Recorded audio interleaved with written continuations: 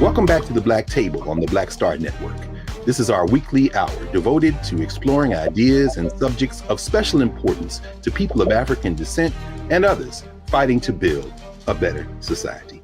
I'm your regular host, Greg Carr, and in response to last week's conversation with our regular legal roundtable, Professors Angela Porter of American University, Washington College of Law, and Professor Valethia Watkins of Howard University, we thought we would schedule an extending conversation based on last week's show. Our producers thought that it would be good to respond to that popular demand. And so we're back with our legal roundtable to discuss part two of our court watch, not only in the wake of the affirmative action case that we heard discussed before, and in the wake of our previous legal roundtable where we looked at the court's fall docket.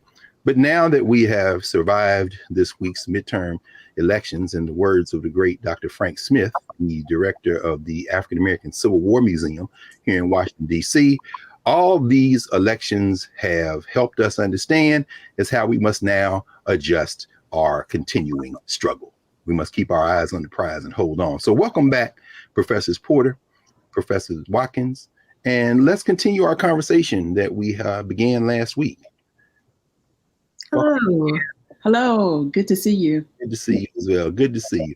We know that the primary response in many ways to oppression is resistance. And we know that we have been here before. And I'll maybe say a few more words about that later when we clear the table. But, you know, where we left off last Friday, you all helped us walk through the affirmative action conversation we were having around the Students for Fair Admission versus Harvard in North Carolina. And there were several other cases that you mentioned and some others that you didn't get a chance to mention, including a couple that were heard this week. The oral arguments were heard this week that were of particular interest. And we were hoping that we could spend maybe the back end, the last two segments of today, talking about what all of this means and how we should be thinking about this in terms of how we should respond to the changing field of motion in the federal courts. But before we do that, maybe we could spend the rest of this session and the next section of our show today talking about some of the cases that you all see on the dockets that are should be of particular interest to all of us, particularly to Black folk. Any thoughts from either one of you on what we have really approaching us now? Well, I guess I'll start.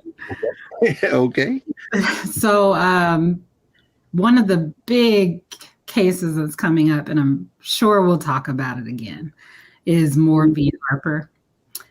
And this is a voting rights case, essentially. And it proffers what is called the independent state legislature theory, which there's a lot of buzz about.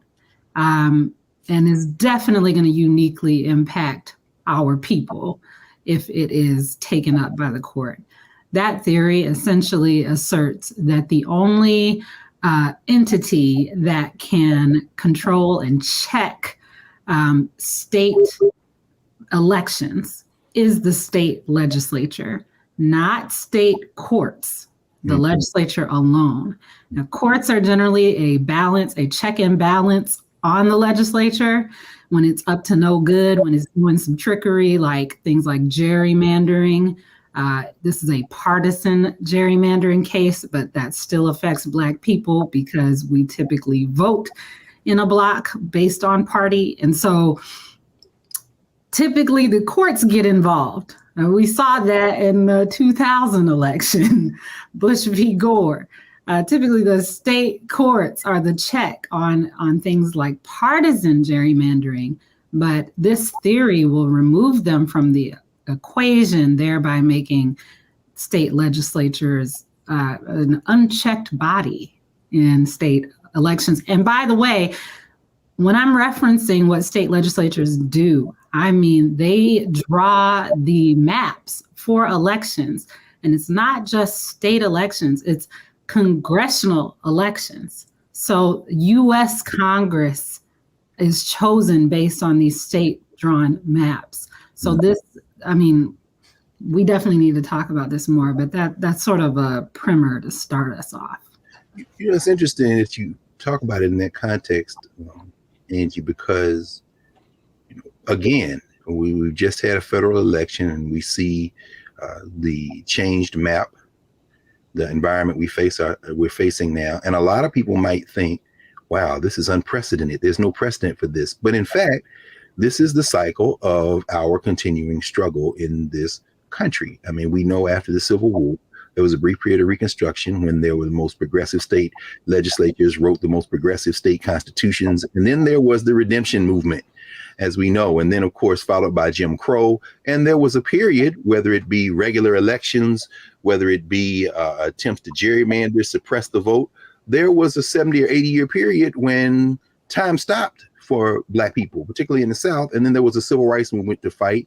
And then in the wake of that civil rights movement, as you all narrated a couple of roundtables ago, there's been this long clawback. In fact, you gestured toward it talking about affirmative action when you talked about the Warren Court, then the Berger Court, and this increasing erosion of everything from voting rights to voter suppression to dealing with the indigenous people of this country. And so, Professor Watkins, I know you spent a lot of time in the 19th century, studying the 19th century. I'm wondering if you have any thoughts about this Moore versus Harper case to be argued in the first week of December, and how it fits of a piece of this long fight against democracy, this anti-democratic nature, not only perhaps even of the Supreme Court, as we talked about last week, but also at the level of the states. And what does this case pretend in your mind to this long, now 50-year attempt to either overturn the Voter Rights Act, to put gerrymandering at the heart of a strategy to preserve states' rights, to suppress people's vote? I mean, does an independent state legislature in a place like the old Confederacy run by white nationalists, does that have any impact if there's no check on them, as Professor Watkins said, Professor Porter said, as Angie said, at the state Supreme Court level, if there's no check on them, how might that impact their ability to suppress votes in these states and maybe lock in minority rule for a generation? Yes, let's first go back to the point that the independent state legislature claimed, it's called a theory, but it's a claim. It is a radical, extreme, fringe ideal that is going to ignore almost 2 centuries of established law. So it is a concentration of power in the hands of the state legislature, unchecked. And the state legislatures, the vast majority of them are controlled by the Republican Party.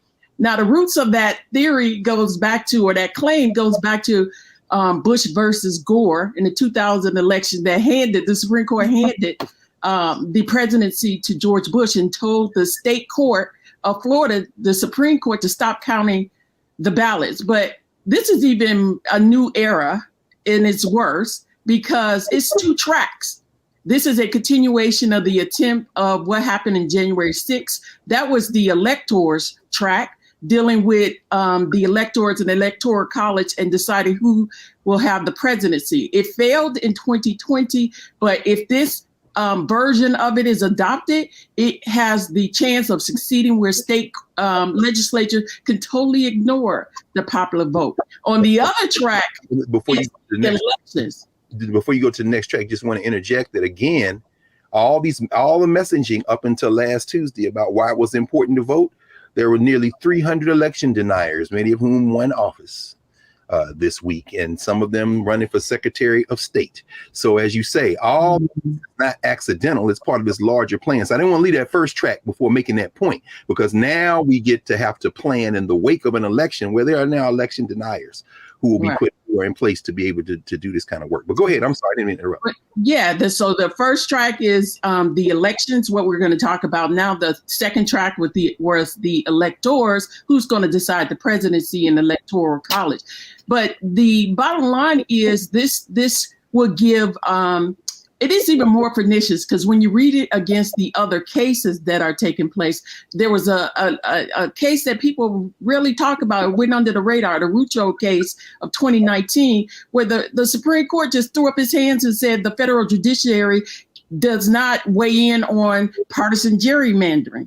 And so therefore, this is a Section 2 case under the Voter Rights Act. And we were set up because before, when they gutted section in 2013, when they gutted Section 4 and basically nullifies Section 5, which is pre-clearance, where states that had a history of discriminating had to get reviewed by the federal government. The John Roberts said, hey, you all have Section 2. This is a second Section 2 case that they're basically through the pen eliminating the Voter Rights Act in effect. And so so if you're saying the federal judiciary is not going to deal with partisan gerrymandering, and now this is the bookend. Now it's cutting out state courts from dealing with partisan gerrymandering. So what this means is that the Republican-controlled legislatures can set up any rules for elections, and the state constitution can't check them. The state judiciary or the state judges can't check them. And the federal government basically is virtually saying, well, we're not going to deal with partisan gerrymandering.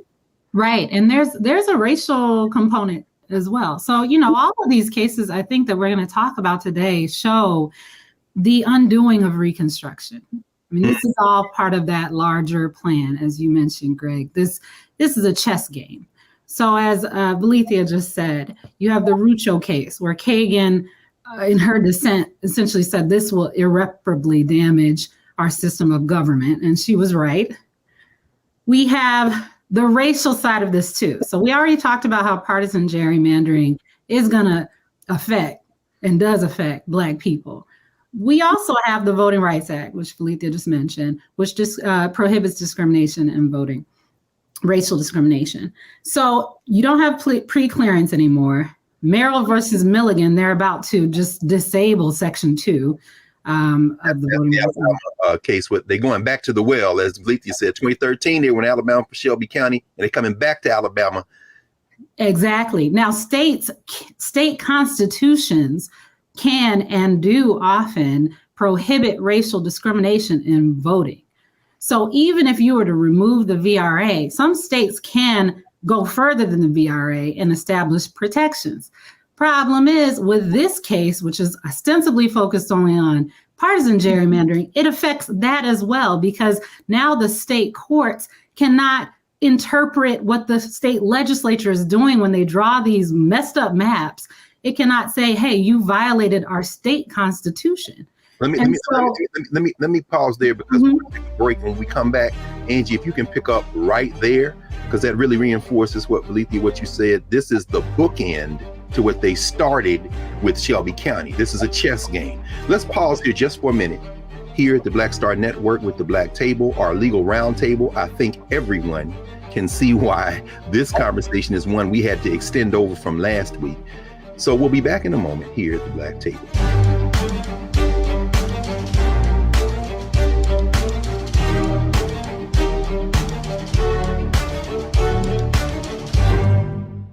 Hi, I'm Isaac Hayes III, founder and CEO of Fanbase. Fanbase is a free to download, free to use, next generation social media platform that allows anyone to have followers and subscribers on the same page. Fanbase was built through investment dollars from equity crowdfunding from the Jobs Act. People just like you help build Fanbase, and we're looking for more people to help build Fanbase. We are currently raising $17 million in a Regulation 8 crowdfund on Start Engine. We've already crossed $2.1 million, but we're looking to raise more capital from people just like you that deserve the opportunity to invest in early stage startups without having to be accredited investors. So right now, I'd like you to go to startengine.com/fanbase and invest. The minimum to invest is $399. That gets you 60 shares of stock in Fanbase right now, today. And then use Fanbase to connect with friends, grow your audience, and be you without limits.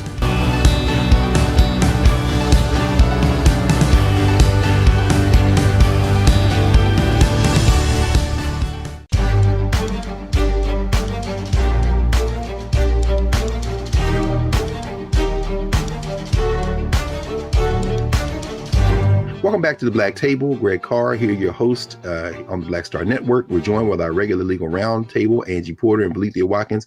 Angie, please continue your thought. I just wanted to pause there. We had to take a break. Keep going, please. This in this bookend in this Alabama case where now you're saying that, okay, you can enshrine in the state constitution. Yeah. That you can't discriminate. But Yes. now the Supreme Court taking the state courts out of being able to interpret what the state constitution is. I thought that was the point of having a state court. Right. Federalism. Well, the states can go further, is what I'm saying. So, they take away the VRA, which is what they're trying to do. States have constitutions that also prohibit discrimination in voting. You take the state judiciary out of that, the legislature has free reign to do what it wants to do. Okay, so then what other options do we have? Congress can try to pass statutes, and it has tried to pass statutes to prohibit partisan gerrymandering. That's what they did with the For the People Act. That got caught up by the filibuster. Cinema and Manchin and them said they don't want to get rid of that. So you have past week, people said you need to vote to give the Democrats enough people to be able to pass the For the People Act in the job. Right. And so they could do that. They could also do another VRA-esque type statute to prohibit racial gerrymandering. But guess what? The maps have been drawn. Congress is the result of gerrymandering. Therefore, it's checkmate. This is essentially a subversive repeal of the 15th Amendment. This is what I'm saying. They are undoing Reconstruction. And let me give a point of correction for myself. The Moore v. Harper, which is in North Carolina, is that independent state legislature claim, but it is Merrill versus Milliken that is the Section 2 of the Voter Rights Act. They already did shenanigans. Let's go back to when it went before the state Supreme Court or the federal bench. 3 judges decided that map was discriminatory. And then instead of creating a fair map, the state of Alabama ran to the Supreme Court under the shadow docket. And the Supreme Court said, hey, we don't have enough time. Now, this is February 2022.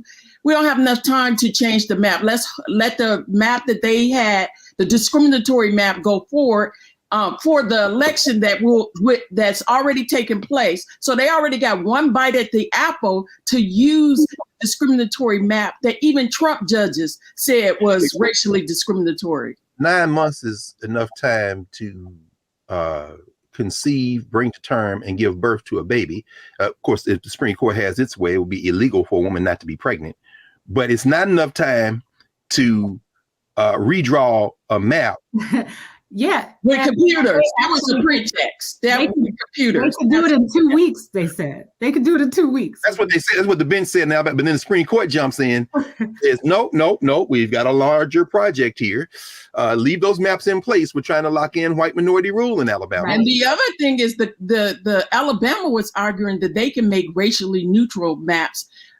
Really subverting what the Congress has said, that you don't have to, because if they do that and adopt what they're saying, then you got to prove intentional discrimination. And Congress had already said under Section 2, they wrote Section 2 and said, no, we have to look at discriminatory effect, not intent. For the non-lawyers, Section 2 of the Voting Rights Act, which was passed through and signed into law in the federal government 1965 as part of the second Reconstruction, meant to make the first Reconstruction stand up.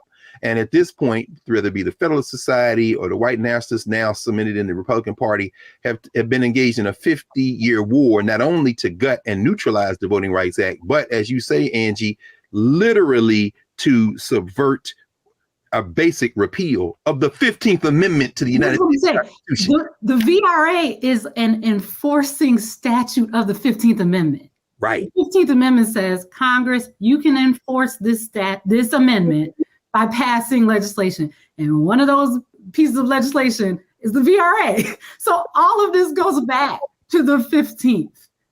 It's the undoing of Reconstruction. And also for those who just on my little sad side, for those who were siding with the feminists who didn't want the 15th Amendment passed because they said it didn't cover women, then you would not even have the firewall that we had for the pretext of a firewall that we've had, and you would not have been able to have the Voter Rights Act, which covers Black women and Black men and others. So all right, so help us now. So we're seeing, in fact, now in December, coming up in a few weeks, this North Carolina case where you're saying even if the states have enshrined in their state constitutions a state version of the 15th Amendment, the United States Supreme Court, reaching into the affairs of states, as you say, into the federalist framework, this dual federalist framework, are now trying to take the state courts out of their clear responsibility of interpreting what their state constitutions say. How's that possible? You said it was radical, but I'm trying to, I'm sure people scratching their heads and saying, wait a minute, the state constitution should be interpreted by the state Supreme Court, right? Yeah. So what does the federal government have to do with it? What does the Supreme Court have to do with interpreting that? How does that even work? They've taken themselves out. This is a chess game. They've taken themselves out. They're concentrating power in the hands of partisan GOP-controlled legislature. And so ultimately, this is the politician picking their voters, not the voters picking politicians. And it is going to be sham elections because they are going to be the final arbiter of what the rules are. So if they want to wipe out early voting, if they want to close polling places, if they want to do a lot of the things that they have been trying to do, they are closing off many different avenues to be able to check that. Yes, and the drawing of the maps, the very districts to which you belong when you go to the polling place. That's what the legislature does. And they draw it for the state offices and for Congress. So let me ask both of you. You're in a state where you've got this white nationalist impulse and they're in control of the state legislature, and they do this. Isn't there a governor in these states? Aren't there secretaries of state? Again, people say, why vote? Why not vote? A lot of election deniers. Oh, yeah. On the ballot, and who are running for Secretary of State, who ran for Secretary of State. So if you're a governor or a Secretary of State that does not agree with this, and what's your role in it? Like in Wisconsin, that just happened in Wisconsin. The governor called out the map. Yeah, this independent state legislature theory says both the judiciary and the executive are removed from the equation. They're removing the elected governor. Yeah. Only the legislature. Okay, so where are they getting the language to even try this?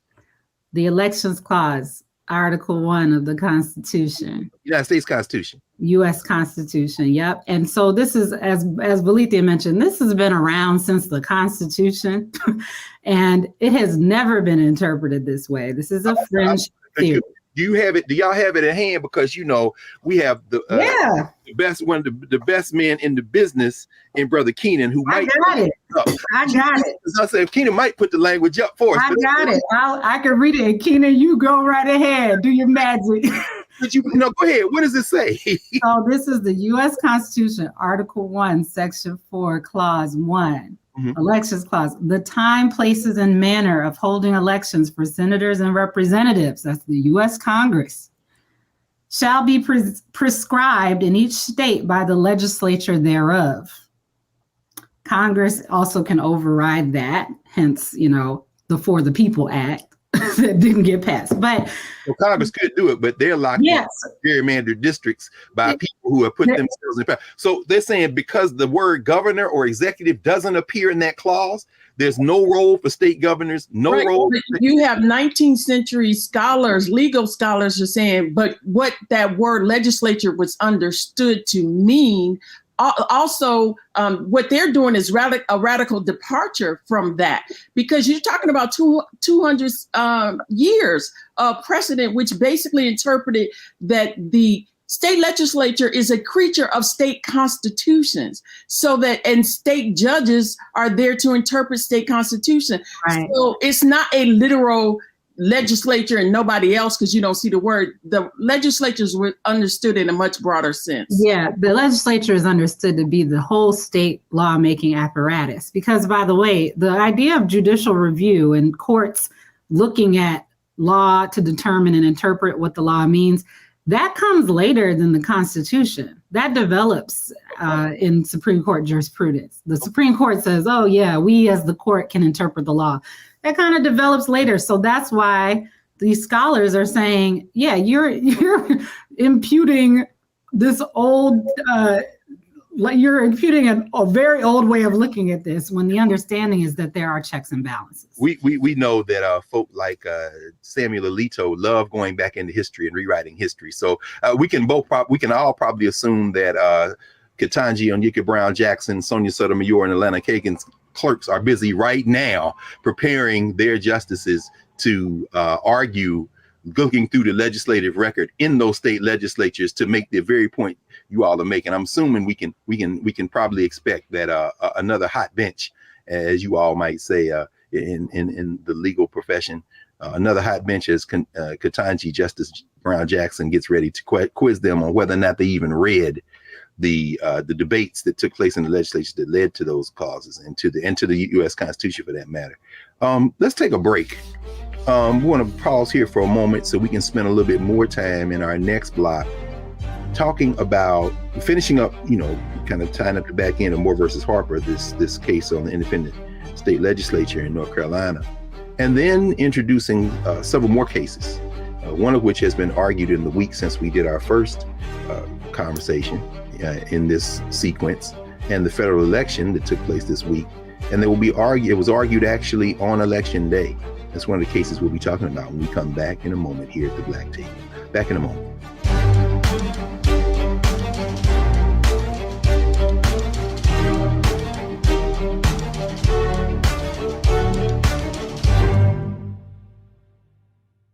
Hatred on the streets, a horrific scene, a white nationalist rally that descended into deadly violence. White people are losing their damn minds.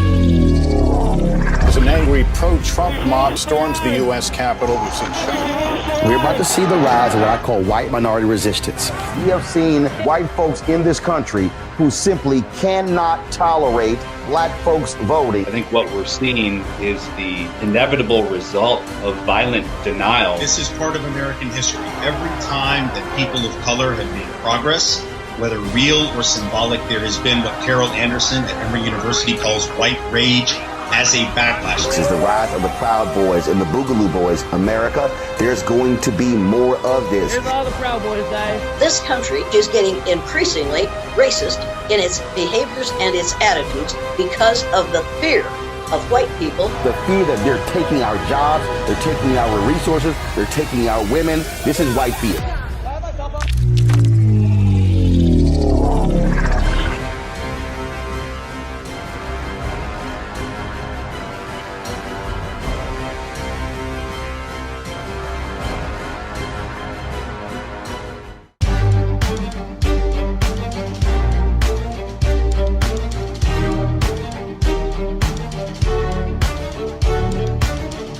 Welcome back to the Black Table here on the Black Star Network. Remember to support the Black Star Network. Download the app, tell your friends. This is independent, Black-owned, Black-controlled media. And as our founder and guiding light, Roland Martin, always reminds us, you can't be Black news media and be scared.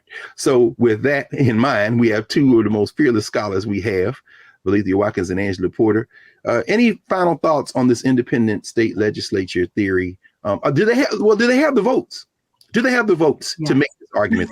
This leader of the North Carolina rogue legislature who has bypassed the Secretary of State, bypassed the governor, trying to bypass the Supreme Court of the state of North Carolina and talk to his friends on the Supreme Court of the United States. Do they have the votes for this? Oh, yeah. They need 5. Thomas was in the dissent or in the concurrence, rather, in Bush v. Gore, where they entertained this theory. You got Chief Justice Roberts, who I think argued in Bush v. Gore, where they asserted this theory. Kavanaugh, he's like caught on tape talking about this theory. He also was on that litigation team. Coney Barrett, she was on a team where, because for legal reasons, they didn't argue. They actually argued against this theory. It was related to Bush v. Gore, but she gonna flip because in her confirmation hearing, she played coy about that and said she didn't even remember what she did. All they need is what? Gorsuch? Gorsuch? Who's Alito? That's all they need. And Alito, if you all remember, we talked about this a little bit during the election that put Joe Biden in office.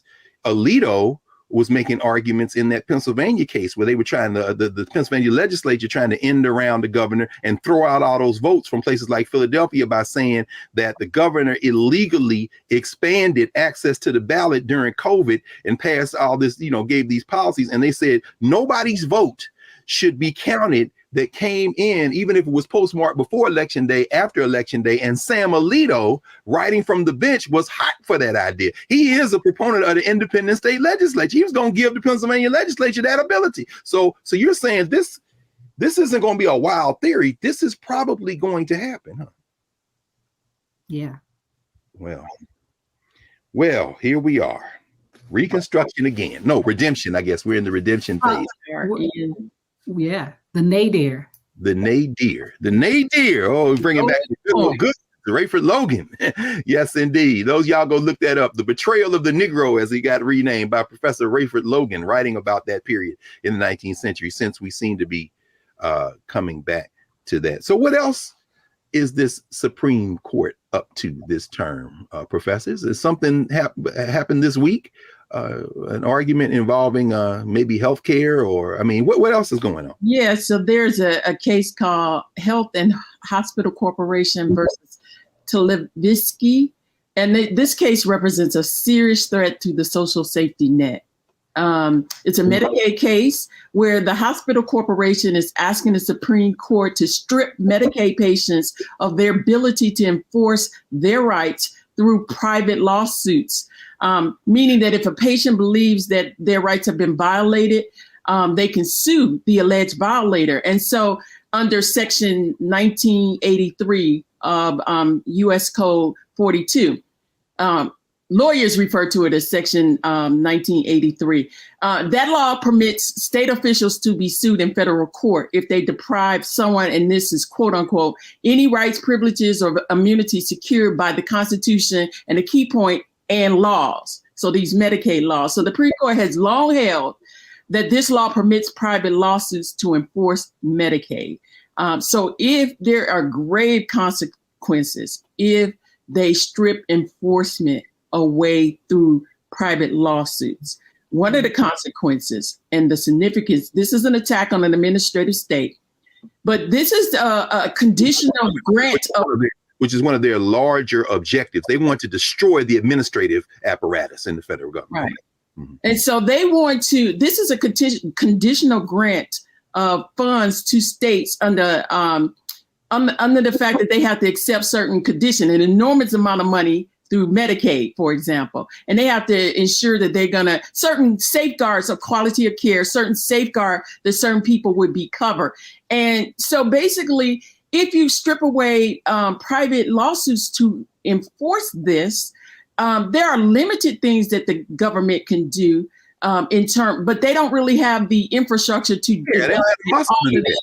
individual cases. So that was the whole point for those folks who are non-lawyers. Wasn't that the whole point of Section 1983, to provide individuals with the apparatus to protect themselves, because the federal government simply doesn't have that kind of muscle to file all the cases. Right. And so the only remedy the primary remedy would be either to cut all or some of the funds. So ultimately that means the poor, the low income, the Medicaid patients would be punished for state misconduct. And so ultimately what this is, remember what's on the ballot is that Republicans want to cut Social Security. They want to cut what they call entitlements in a derogatory way. They want to cut Medicaid.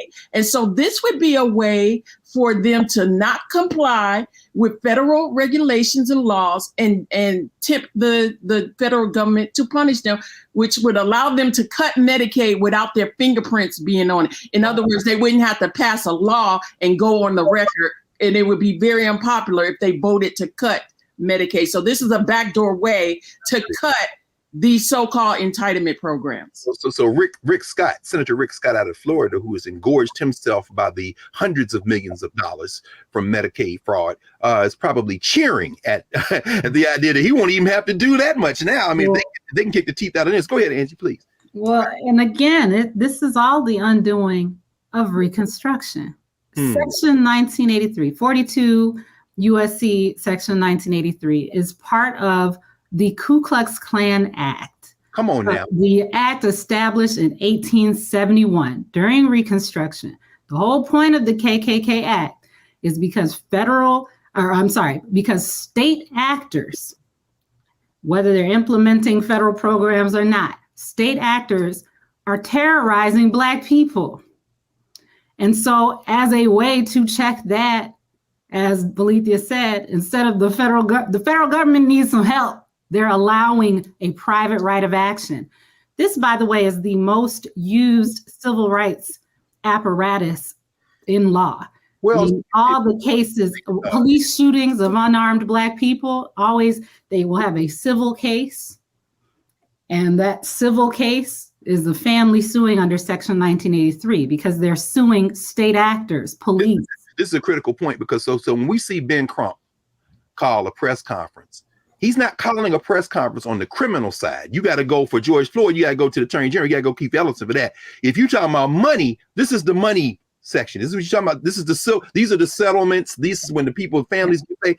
Interesting. This is that. There's often a parallel civil case to a criminal case. And so if you have a state actor like police, like people administering this program, like public school teachers, and they have violated your constitutional rights, you can file a Section 1983 claim. And again, it all comes from Reconstruction. So now we see the court in its grand mission, and the people on the right, and their grand mission to dismantle Reconstruction, to make America great again, meaning take it before the Civil War. They're attacking it on all fronts. We're in a full frontal attack, a full frontal assault. A comprehensive attack on every level. And these are the same people who wouldn't take take money from the federal government under the ACA, the Affordable Care Act, to expand Medicaid. That's how much and that was free money from the federal government to the state. It wasn't free money. We paid our taxes. Right, but the state wasn't on the hook. The state had access to help the poor, and then you get and you need safeguards. Think about what happened with Brett Favre in Mississippi getting this kind of money to help the poor. So this is a very consequential case.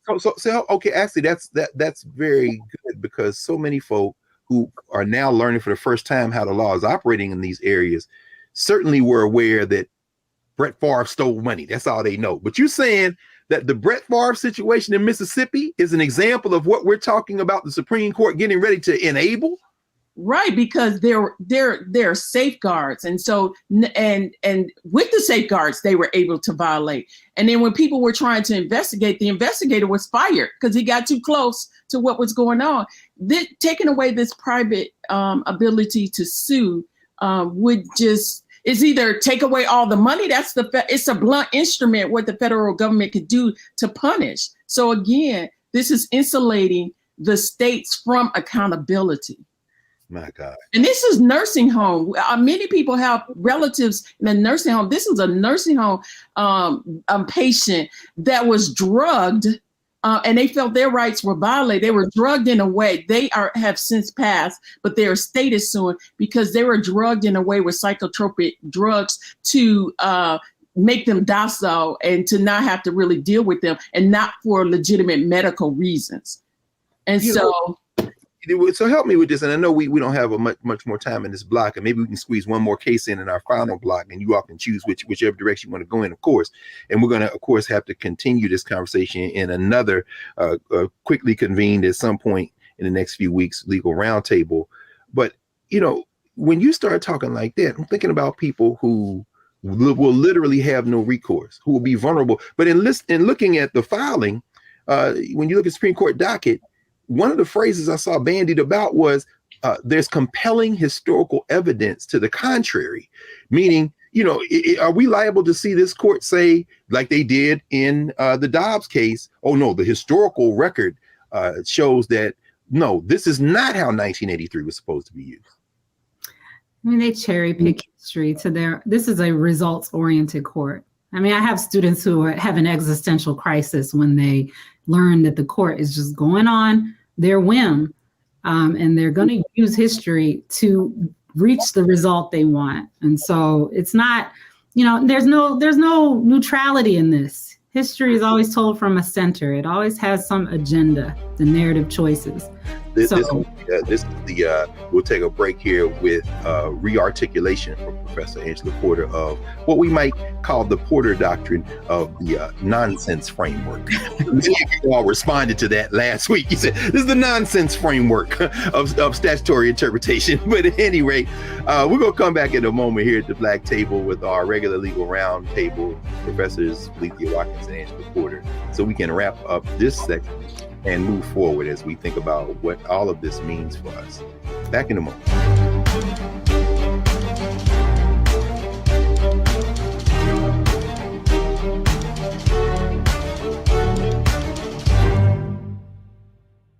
We wish to plead our own cause. Too long have others spoken for us. This is an opportunity for us to be able to speak to our issues. Y'all better understand something real quick. We ain't going nowhere. It is a continual battle that we see all across this country. Revolution will not be televised. The revolution will be streamed. All momentum we have now, we have to keep this going. He makes sure that our stories are told. Roland Martin's doing this every day. You can't be Black-owned media and be scared.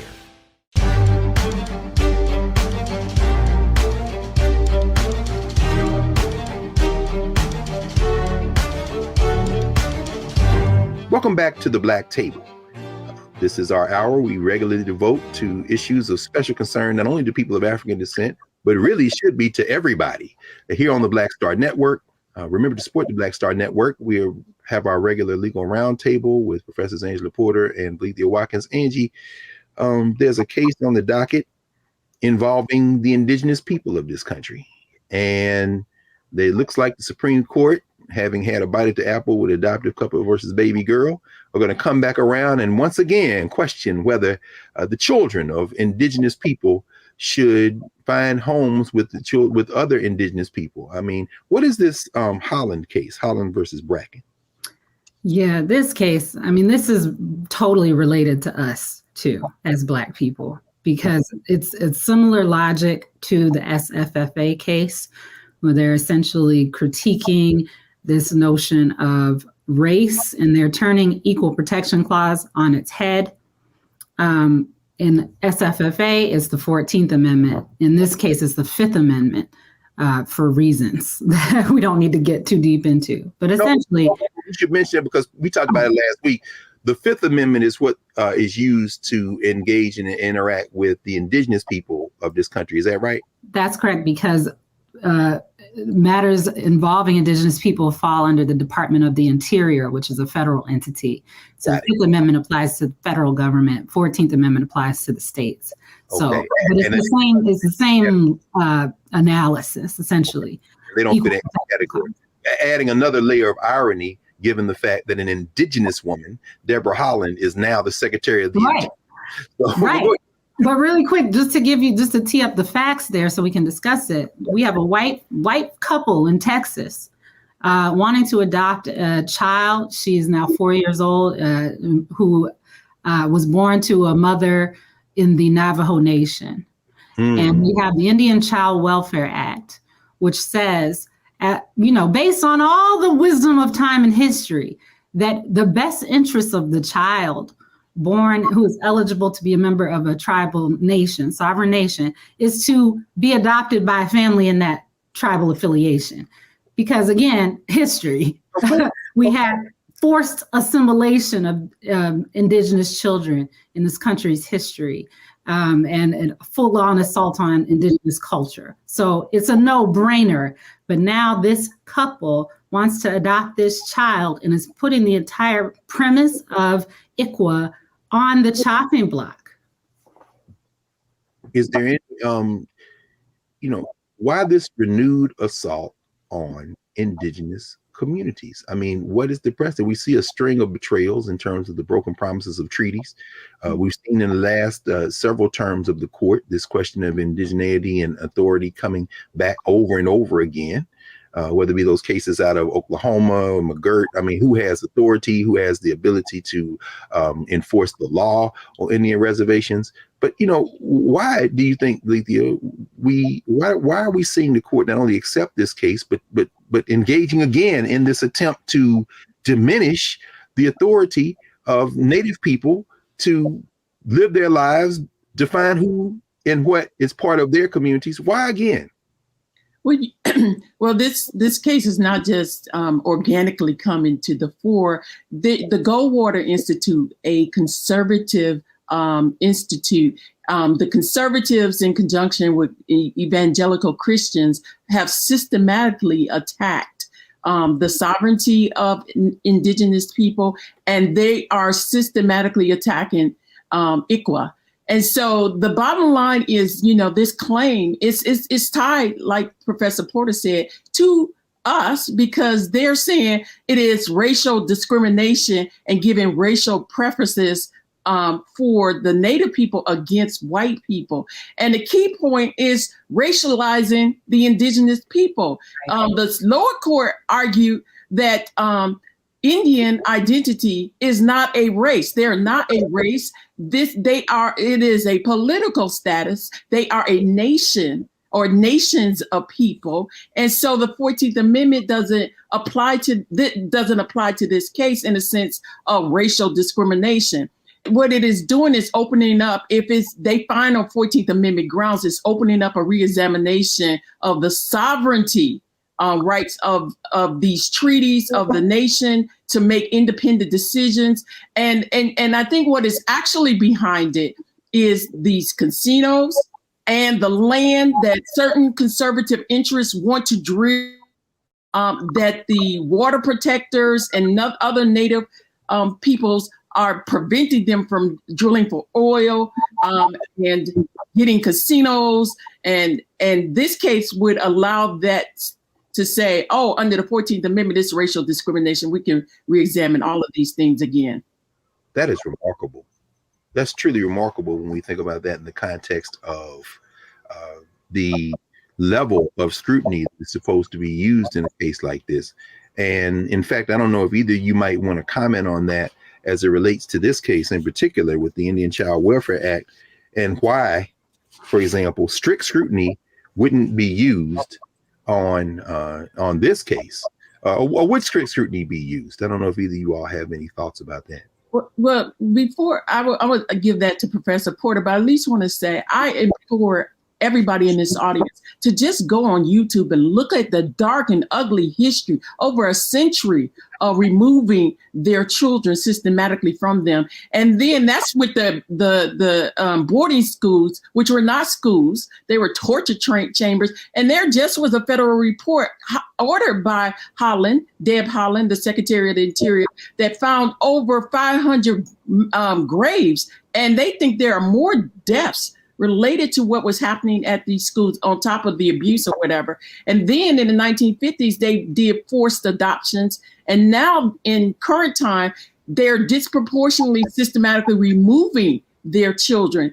This is stripping them of their future, because you're taking away their cultural identity. You're severing ties to their language, their history, their culture. This is an ugly history. I mean, it's interesting. It's almost as if, and certainly being driven by commercial interests, as you say, you start talking about casino, you start talking about trying to drill and access other natural resources, water. It's almost as if conceptually, this is an attempt to finish the job of settler colonialism. Is that overstating the case? I mean, you want to destroy. I mean, that's why I found it interesting thinking about this case. The question of, if it's dealing with race, then, the law has to be pursued with strict scrutiny. But when you start talking about other categories, I mean, why is this a rational basis case, Professor Porter? Well, they want it to be a race case. I mean, that's the argument. They want it to be a race case. So essentially, the 14th, the 5th, the equal protection clauses of those amendments, they are based on this notion of race.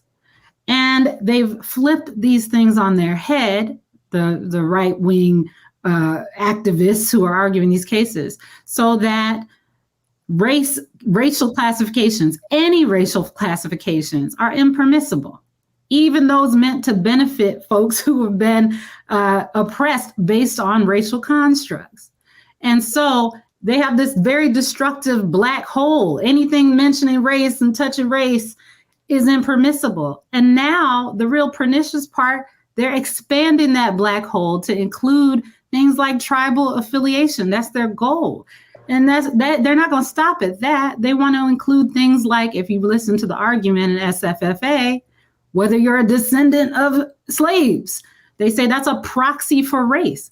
Everything is now becoming this proxy for race, which is becoming a curse word in Supreme Court jurisprudence. And so if even history and culture are getting brought into race. But look at the invisibleness of whiteness. So under SFA, they can look for rural, they can recruit rural, and rural equals white. But if they say urban, that's impermissible because it's a proxy for exactly. And everything's a proxy for whiteness. Right.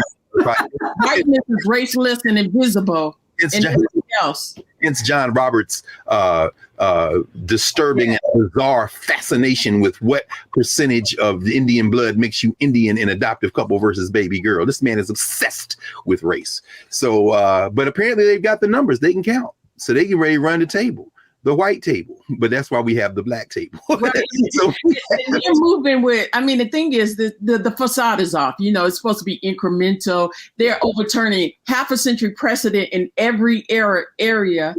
And this is really the implementation of the Republican agenda at lightning speed. So they're not even pretending to do judicial analysis. It is just straight, raw, naked power. Wow. So maybe in 30 seconds, Professor Porter, Angie, you might want to offer a comment on what we just heard Valethia say, Professor Watkins say. So what does this mean? What is the implication? Can they break judicial supremacy and the rule of law in the country by superheating it, by moving so fast at this point? Or how should we even be thinking about this system? Maybe in conclusion. Yeah, well, I think we all could probably agree this system is not for us. It never was. And it's arising out of a particular history and tradition, whiteness and the West. And therefore, we should not look at it as if it is inherently correct, as though it inherently makes sense. It is nonsense, and we need to be challenging it on that basis. I'll just end by saying, the lawyers who argued Brown, if we're going to operate within this system, they challenged the very premise of what the Supreme Court had done up to that point. And that's the level we have to have this conversation on. Yes. Well, thank you both. Thank you for responding so quickly to viewership, and thank our producers. Joel, thank you for getting the crew back together for this roundtable so quickly. And in between, we had a whole election.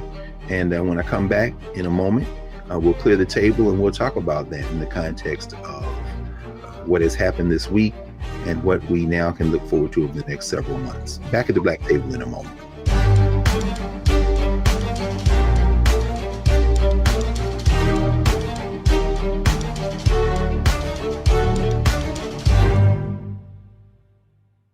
When you talk about blackness and what happens in black culture, we're about covering these things that matter to us, speaking to our issues and concerns. This is a genuine people-powered movement. There's a lot of stuff that we're not getting. You get it, and you spread the word. We wish to plead our own cause.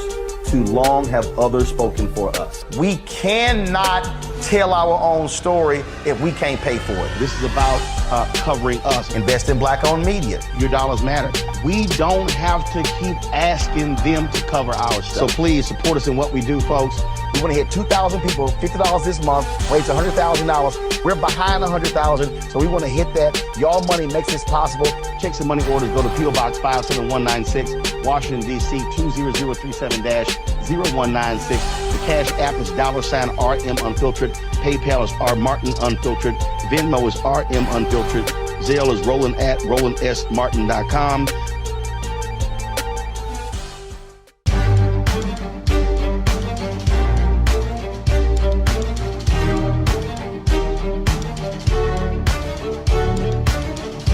Welcome back to the Black Table here on the Black Star Network. Remember to tell your friends, download the app, and continue to track the Black Table and all of our shows on the Black Star Network across all platforms. Glad to have you with us. So as we just heard Professors Angela Porter and Valethia Watkins talk about. We are now looking at the federal judiciary as completing the unfinished work of making America great again, returning it to a white republic, albeit a very changed America from when that idea was launched in the 18th century, a very different United States of America demographically, a very different United States of America politically, but seems like that old framework is going to have one last great walk in the sun, perhaps before it implodes.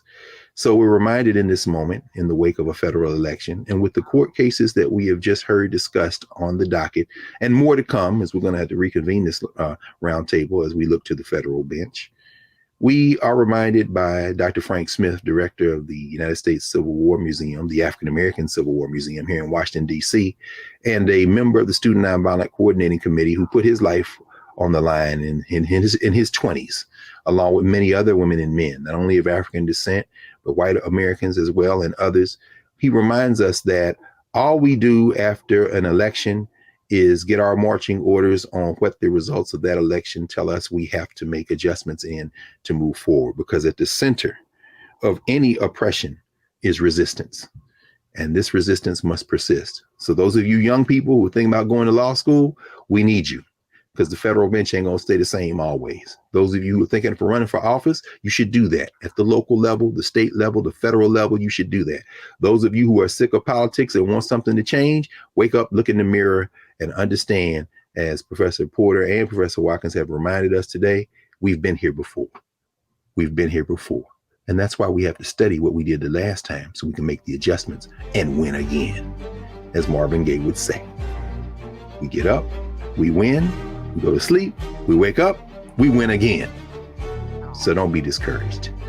Welcome next week. We'll welcome new guests and conversations here at the Black Table, and we'll see you all next week right back here on the Black Star Network.